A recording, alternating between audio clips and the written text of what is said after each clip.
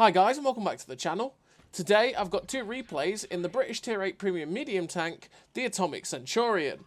Now the Atomic Centurion is, and probably was, the best Tier 8 British medium tank that was available, alongside the Cent 5.1. I think the Centurion 5.1 actually probably edged it a little bit, but this tank is still an absolutely fantastic tank.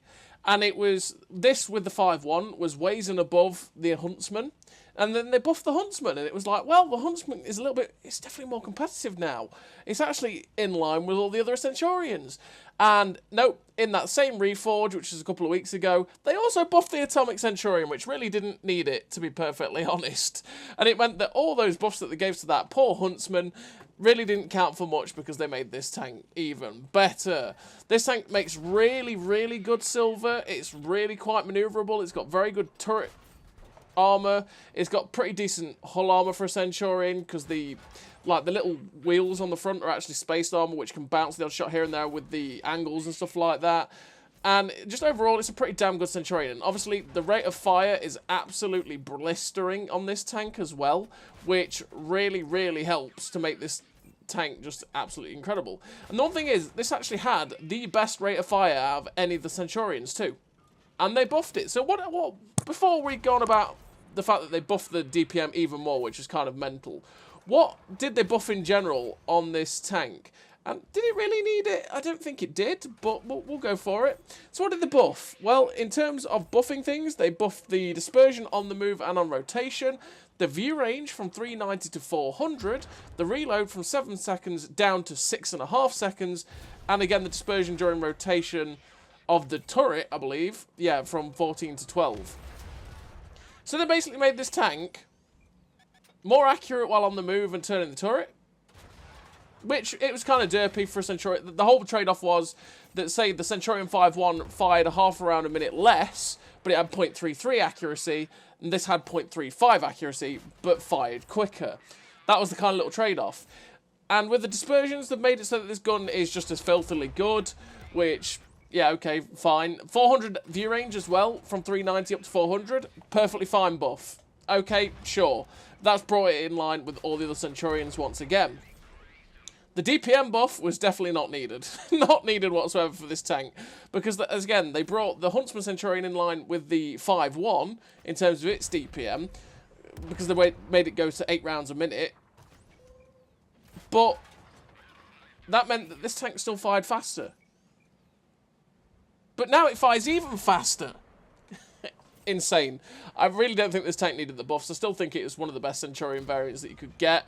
And especially with the amount of money it makes too. Crazy, crazy buffs. But it did get buffed, so that's your little public service announcement. And in terms of a crew on the Atomic, I do also run a pretty standard crew for Centurion. Born Leader, Rapid Reload, Sixth Sense, Track Mechanics, Situational Awareness, Steady Aim, Snapshot, Run and Gun, Camouflage Expertise. Camouflage Expertise purely because I am a medium tank, and I do kind of just want to knock it down a little bit. So I can take advantage of more bushy locations, and especially like places like the mid-ridge on Westfield and stuff like that. Just helps you stay unspotted a little bit longer. Is it necessary? Probably not. You could run stuff like off-road driving to help you with your top speed, but even then you don't really need that. You could run rapid aim to make the turret traverse better. Deadeye if you wanted to. Armor angling to make the damage taken 5% less, you know? Whatever you wanted, really. That last slot is very, very open and completely down to what you want to take. I just take camo because, yeah, I just like to make the camo just that little bit better. Make it so that you're harder to spot is always a great thing. And in terms of equipment, I do run the rammer, vertical stabilizers, and optics. The advanced loader, because I want to make my reload 10% better, as always. Vertical stabilizers, because I just want this gun, like I say, is one of the derpier ones out of the Centurion guns. And by derpy, it's not derpy by any means, but you get my point. I just want to make the gun really good, and optics to be able to spot for myself to have really great view range and take advantage on maps like Proc. So as you can see in this game, so far, we've got 3.5k damage and 4.3k spotting. And I was going to ram him to death, but I thought, oh my, someone's going to probably kill him. So we finished off the charioteer with the last shot. And we finished with the epic victory, 4 kills, 3.5k damage, 4.3k assistance, ace tanker, the Confederate, 2,300 base XP, a really nice game for the Atomic Centurion.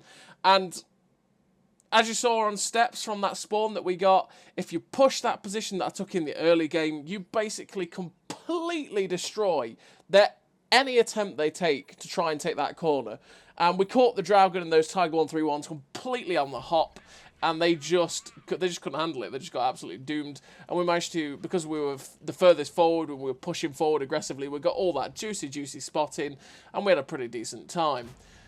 And now we're on to the second game. And the second game, we are on Fisherman's Bay. And as you can see, I'm destroying this little destructible cover house, because this destructible cover house blocks your shots at the people crossing into the town.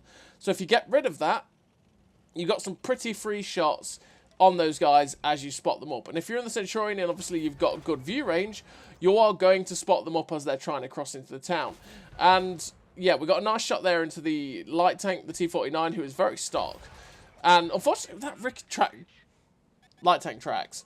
Just going for another shot in, and thankfully we get that one in. As you can see, we are spotting people as they're trying to cross. We just tried to aim a little bit further back on that Carnarvon so that I could hopefully track him. There we do end up tracking him, and we set him on fire. We pop another shot into his drive wheel to keep him there, and he gets shut down by the Dragon. All went perfectly as we planned. Love it when a plan comes together. And there, we're up to 1,400 damage with 687 assistance so far. There's a Mill 2 spotted down there, and I'm not quite sure what hit. I think there's a building down there somewhere that meant that I didn't quite get that shot in. But we do manage to get that shot in to the Mill 2 just as he gets unspotted. And I'm just trying to push his position a little bit. Just try and see if I can spot anything else at the back, and maybe push the guys in the middle and get some more damage on them. We end up spotting this Udez as he was crossing. Unfortunately enough, the Dragon gets the shot in before he gets away. Another shot whizzes past us from down there, so that means that there's not just the Emil down there, there's something else. We do have to be careful of that. We don't want to get shut down at this point. Or we don't want to take a big hit anyway. But I decided, you know what, medium tanks are in the middle, we're just going to push it. Our guys in the heavy tanks, as you can see, have pushed into the town very, very aggressively. So now I'm just going to put the hurt and the pressure on these medium tanks. As you can see, I am hull down. These guys can't really do too much to me as I'm in this position. Something whizzes past us from down on the left, which means we're quite lucky. You can see I go, okay, no, I don't want to take that hit, whatever that was that shot at me. I'm going to move onto the other side of this house so that, you know, it's harder for them to hit me. And here we've got a Reaper Scythe. Fortunately, the Reaper Scythe ends up bouncing on us. We only tracked him, but we have a way better rate of fire, so we get one straight into his lower plate. And again, I'm just being careful of the people that may sit at J2, because the people that may sit at J2 will have quite nice shots at us, and again, I don't want to take those hits. There's an SDRVK caught out in the open, so it's like, well, hello, Mr. SDRVK. We get a nice shot into him, which sets him on fire, and the Dragon ends up finishing him off. But now I decided, you know, I'm going to be quite aggressive against this Reaper Scythe. And then we bounce another shot, and it's a TNH 105-1000 from the back. We get a nice shot to the side of his turret snapped in. Like I say, you've just seen how good this gun is. And the gun, obviously, with those buffs to the dispersions, is definitely nicer than it was. I mean, it's only minor buffs, really. Only 0.2 on all of those dispersions, generally. But it really does help to just have this gun aimed in and ready to go straight away on those kinds of shots. And we managed to get the shot in to shut down the TNH 105-1000. Unfortunately, this shot deviated on the Reaper's Scythe, and we didn't quite get to finish him off as the Dragon shuts him down. Now, there's only 2 tanks left on the enemy team, and then 2 artillery. We get a nice shot snapped in on the move to the M4043. We know where the Carnarvon Action 10 is, directly in front of us. And we end up spotting the other artillery, which I was quite surprised about. I thought he might be hiding back in the corner at K2. And we get all that lovely, juicy assistance on that M53, 55 as we're coming over. This Carnarvon Action 10 is actually staying in the open too. It's like, well, okay, miss, don't mind if I do. And unfortunately, we end up bouncing. But he's staying here. And it's like, okay, Mr. Carnarvon Action 10, if you want to start shooting me, I'm quite happy. Because I will start to farm you. And in fact, we've actually found a better position where I can get shots at him and stay hull down. And so we're just going to be hull down here and start trying to farm his lower plate as much as we humanly can do. And as you can see, it's just leading to a juicy, juicy farm. Hopefully we can shut him down, maybe. Oh, just as the shot goes in, he gets shut down by the Teeth Breaker. We do finish the game with a really, really nice total in a tier 9 game. We finished with the epic victory. 1 kill, 5k damage, 2.3k assistance. This must have been silver with interest, because look at that, 1.1 million. Ace Tanker, High Caliber, Confederate, 2.3k base XP, nearly 2.4k. Really great game for the Atomic Centurion, which is Absolutely fantastic Centurion variant. Again, up there with the Centurion 5-1 for the best Centurion variant. It's absolutely fantastic. In fact, it's probably the best one now, actually, after these buffs. So as always, everybody, thank you very much for watching. I'll see you next time.